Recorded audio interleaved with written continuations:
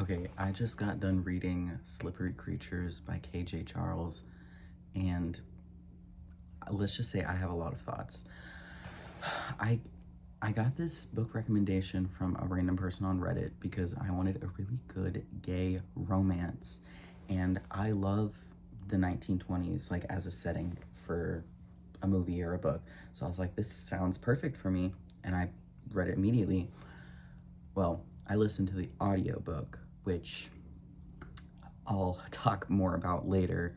Um, but, and I already posted my review of this on Goodreads, which I gave a 4, which I initially gave it a 4 immediately after reading, but I think thinking about it more and talking out loud to myself about it more and reading the other reviews, I honestly would probably bump it down to a 3 or even a 2.5, which is very upsetting for me because I really, really, really wanted to like this book, and I still do. But I was just like kind of disappointed by it, and I'm really sad to say that because this book, at least in my mind, had so much potential. And I feel like, I mean, it's a series of 3, and maybe it gets better. I've heard people say that the third book is really good, but I mean, people said that the first one was really good, and I didn't really like it, so I don't know what to think. I mean, you don't know unless you actually read it. But I was disappointed by this book. The mystery, it's a mystery romance.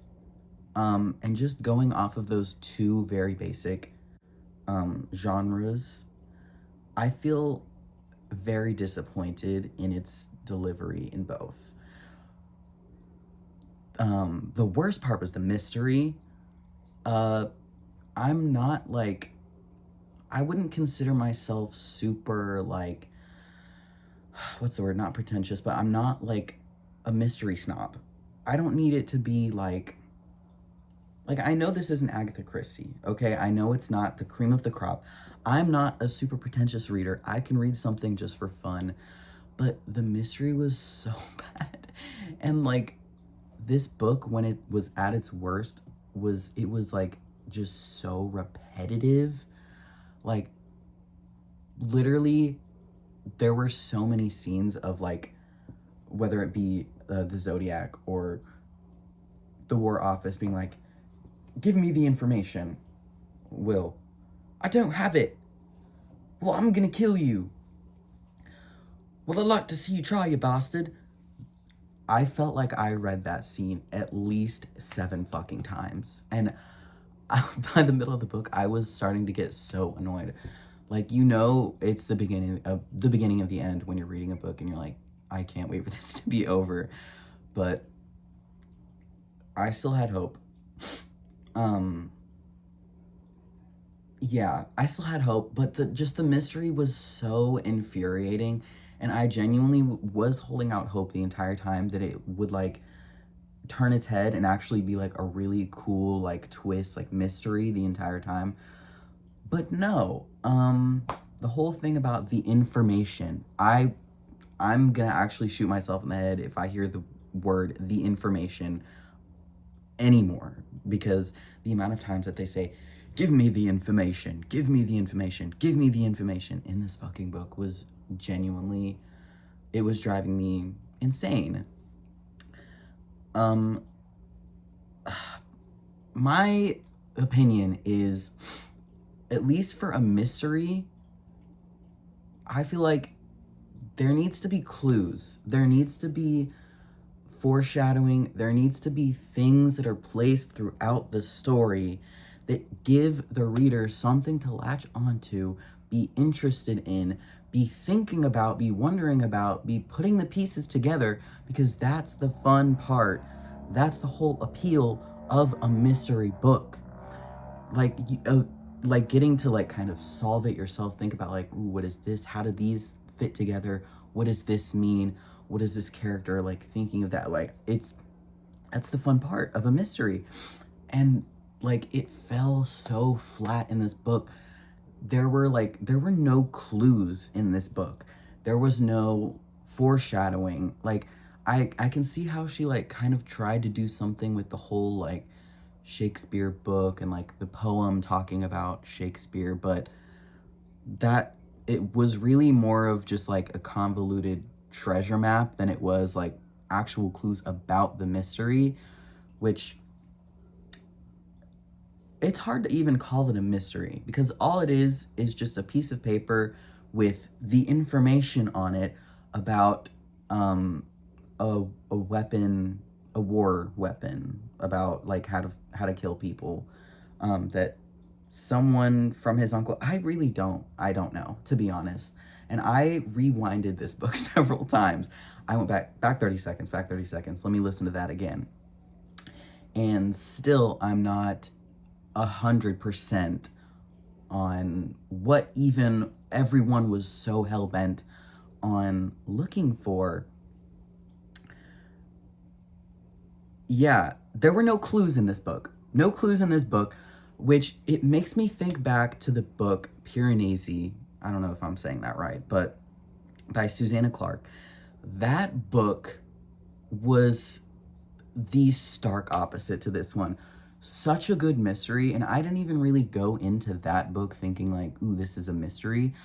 But the mystery elements in that book were so good. The little like morsels of information that the main character and the reader were being given like slowly throughout the book, when you're like, oh, holy shit, that clicks in with this, so like how does that fit together with that?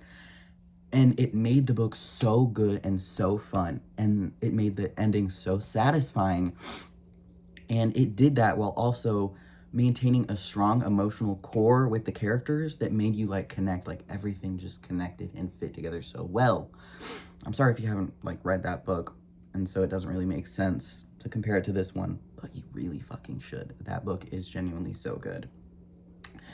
It's not a romance, but still really good nonetheless. And I cried a few times. Did not cry while reading Slippery Creatures, unfortunately. I don't think it intended to make anyone cry, but yeah, it was really sad that the mystery fell flat, and there were no clues, and all of the questions that I had starting this book, because it's a mystery, you're gonna have questions. All of the questions that I had, it was radio silence up until like Kim just info dumped answered all the questions. This is what the mystery is. This is who your uncle was talking to. This is the secret organization that's trying to find it. Just answered all the questions. And it's like, I had no chance to even try to piece this together myself. It took away all the fun of what a mystery book should be.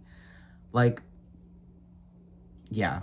I think of another good mystery book, Murder on the Orient Express. Classic. The mystery of all time. The mystery book. Yeah, and really the most fun part about that was also like just the clues. Like that really is the core of a mystery book. But enough about mystery, enough about clues. Yeah, also just the whole climax at the end where they're all at Kim's apartment and there's like 5 characters. There's like Will, Kim, head of the war office, Libra, his guy. There was a lot. There was a lot happening, and I was paying so close attention, and I was listening on normal speed, and I was still having trouble. And I'm not an idiot, okay? At least I don't think I am.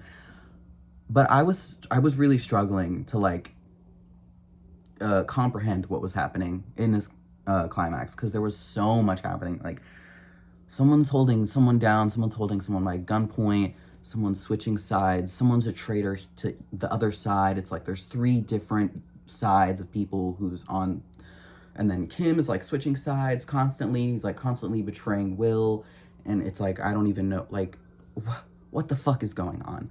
I mean, it all kind of became a little bit more clear whenever Kim and Will had their debrief in the bookshop in the next scene, but I was listening to the book only. I was laying down eyes closed, just listening, and I was struggling. But, yeah, and it also, the ending was a little bit unsatisfying, which is really unfortunate. I know it's a series and their story does continue, but it's still a book. You still have to give an ending to the book. Like, it just felt like it just ended. Like, there wasn't an ending. It just ended. But, oh, ignore the sirens. They're coming for me. Yeah, in terms of the romance, which I kind of gave all my thoughts about the mystery. That was really the weakest point for me. It really didn't feel like a mystery because I didn't have anything to uncover in my mind.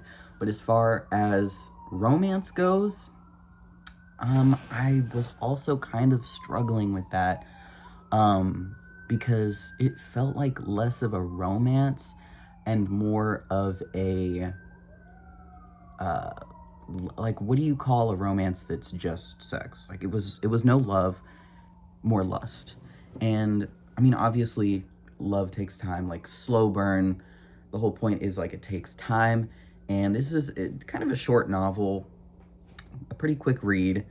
So obviously they didn't get that much time for it to blossom, but it's like, it's still a book. Like, there was no, it felt empty, is what I'm trying to say. There was no like tension between the two except for the sex scenes, which the sex scenes were very good, very well written. I liked their dynamic. They were saucy. I was gasping. I was enjoying it. That is probably the strongest point of this book. I really enjoyed the sex scenes.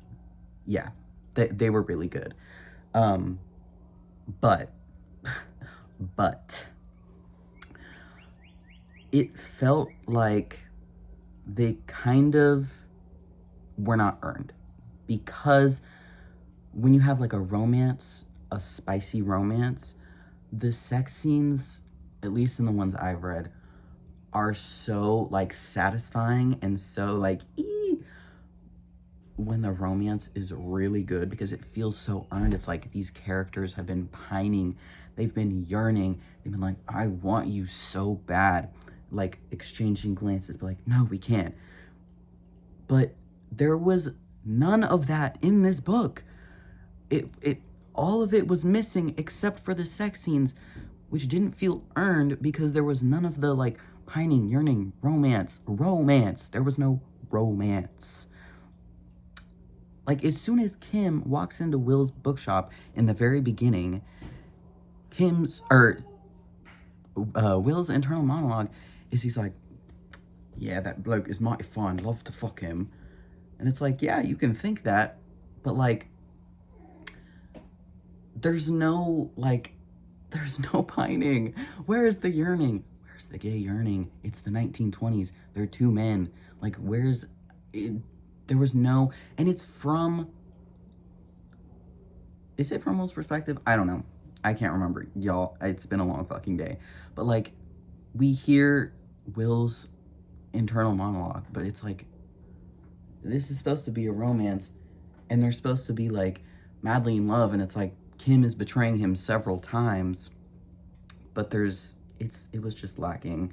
And maybe I'm being too harsh, but I didn't really get like butterflies while I was listening, which is so easy for me to get.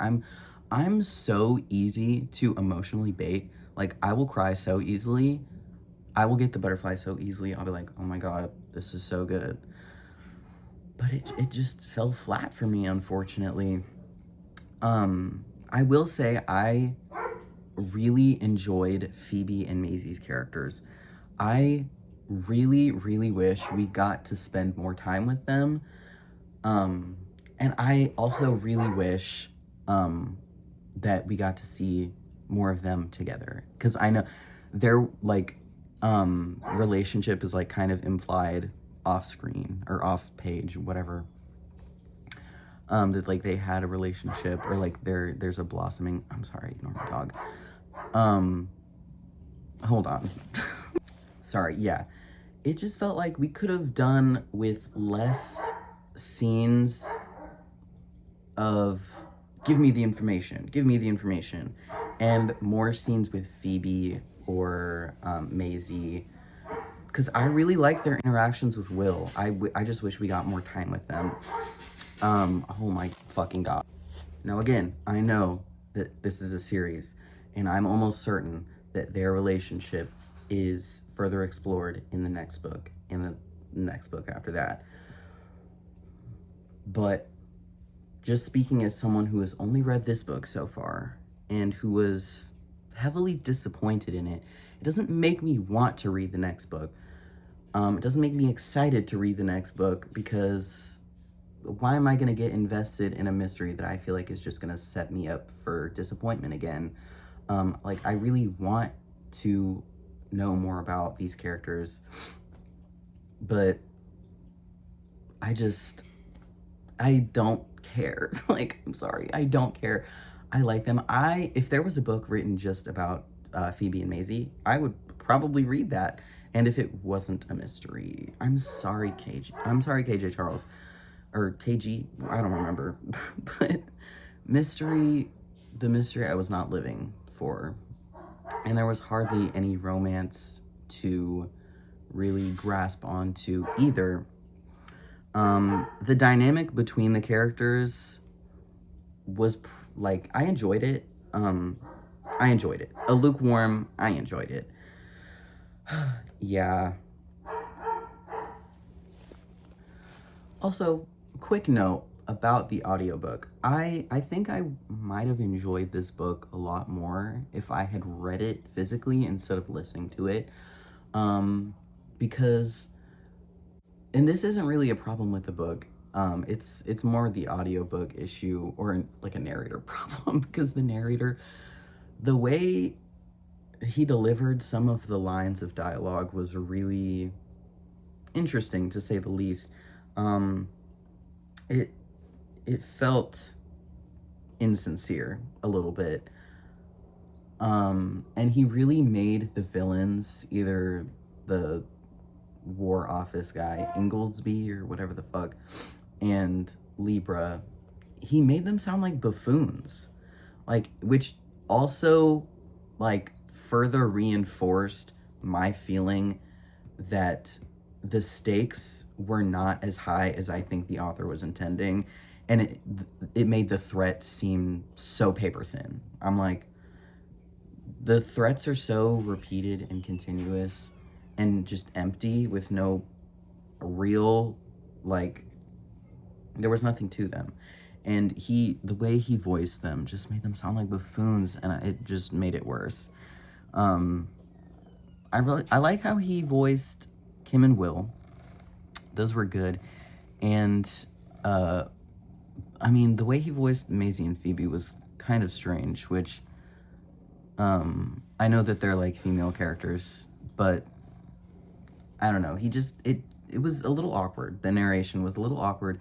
And also, I kept having to take off my headphones because there was, like, there were weird noises in the background the entire time. Like, at some point in the beginning of the book, it sounded like his stomach was rumbling. And I was like, was that me? I had to take off my headphones and rewind it and be like, that was not me. That was the fucking book. Like, why is your tummy rumbling while narrating this book? Bro, go eat a sandwich and come back. And then there was, like, a weird rumbling towards the end that was, like, kind of distracting. I was like, girl, is the apocalypse happening? But no. It was really weird. Yeah. Definitely would recommend actually reading the book instead of listening to it. I think I might have enjoyed it more if I had actually read it. But all my problems still stand. I think I would have still held all of the same opinions if I had actually read it. But yeah, I did like this book as I was reading it, except for the really repetitive parts where it's give me the information, and the ending, which felt a little convoluted and disjointed. But overall, I did enjoy reading this book, but I think it's just unfortunate because as I was reading the other reviews, I was agreeing more with the really low reviews than the high ones because it's like there's a lot to say about this book, but not a lot of it is really good. Like the enjoyable parts, there's not a lot to say about the enjoyable parts. It's just like I like the characters. It's like a fun setting. There's just not much to say about like the writing style. It's not super unique. It feels like it's giving me bits and pieces of other stories that I really like. Like the 1920s, it was like kind of putting me in mind of The Great Gatsby, which is a book that I love, but it like wasn't really giving me enough of that setting. And I know it's British and Gatsby is American, but it still, I feel like could have done a lot with that, and I was just missing it. And it was like giving me bits and pieces of other mysteries that I really liked, but the mystery obviously fell so flat, which is so unfortunate because I'm easy to please. Okay? I mean, apparently not, I guess, because a lot of people loved this book, which was kind of surprising to me after reading it. Like, there were a lot of, like, 5 stars that were like, this is the best book I've ever read. If you hate this book, you're just a homophobe. Now, how does that make sense? Because I didn't like it that much. Okay, and I know this is getting a little bit long, but the last thing I'll say, with all my disappointments, at least with the parts that I liked, which were the sex scenes, I felt like those were really good. You know, I was like doing this while listening. Cake.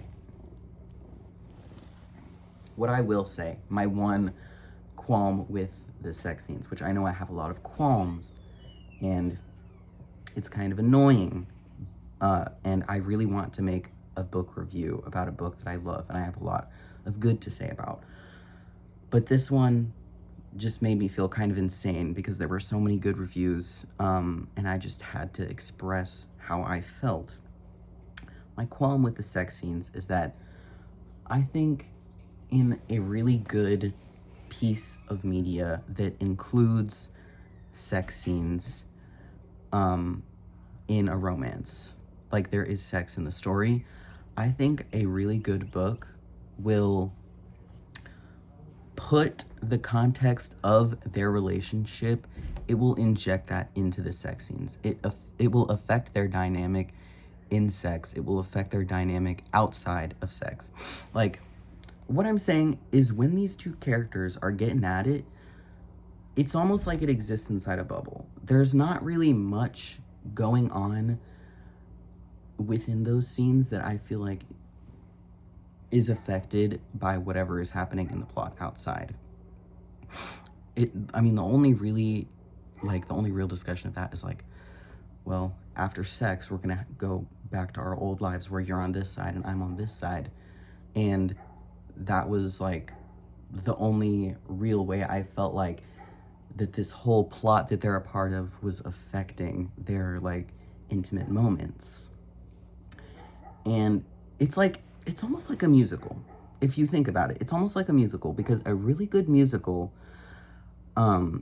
is a play with songs. Like when the emotions get too high for speaking, then they start singing. And it's like if you remove the songs from a musical, the story makes no sense because the songs exist within the context of the story. The songs exist within the context and they move the plot along. I feel like that's how a really good story with sex scenes and romance should go. Like those scenes shouldn't just exist inside a bubble. They should help move the plot along. They should be like the musical numbers in a musical of a story. They shouldn't just exist. I'm sorry.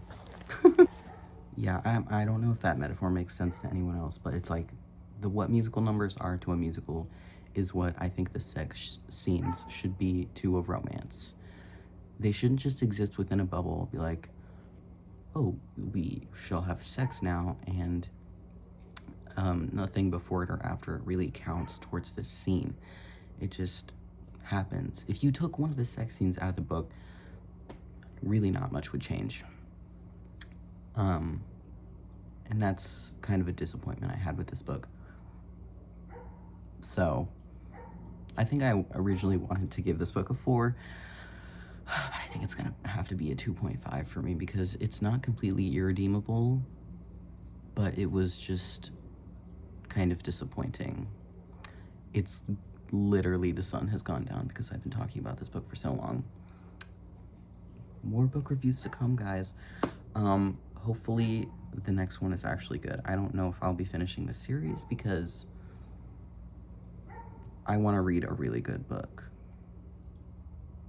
And I'm getting annoyed by these characters, and I can't have another The Information situation. Let me know what you thought of this book, if you disagree with me, if you hate me, or if you agree.